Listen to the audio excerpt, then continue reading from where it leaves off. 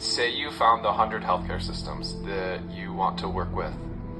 As a recruiter, as a trusted talent advisor, if you work with finance specifically within healthcare, my mind says, okay, let's go talk to the hiring managers, the leadership at this healthcare system, and say, what traits make up your best employees who work in the finance team? And start to uncover that, because then through you, that's the stuff that's always the hardest to find. Like, yes, you can read a resume, you can see someone's experience, but the gritty, are they willing to work late hours? Or do we want someone that's just super empathetic and can talk to customers and patients for hours and not get bogged down? That's something that I'm thinking about. This is a perfect time where it's like, you're not on the clock per se in terms of I need to make a placement tomorrow and I can't afford to have these conversations, but this is the time where you can start to get all this background context stuff that often is what does separate those like good candidates from like, no, this is the perfect candidate, and I can tell you why, not just on paper, but what makes them uniquely them and how that is going to work so well with your company and this position. When you have these conversations with hiring managers, you're also learning how to pitch the right candidates, because the big disconnect in the job market in general is what hiring managers are looking for versus how candidates are presenting themselves to hiring managers. The way that candidates present themselves is, I have done all of these things, but hiring managers are not looking for, you have done all of these things. It's more so of like, what kind of person are you on top of your skills? How are you actually doing them? So they dig a little bit deeper, but candidates don't know how to present themselves like that, but then also deal with all the different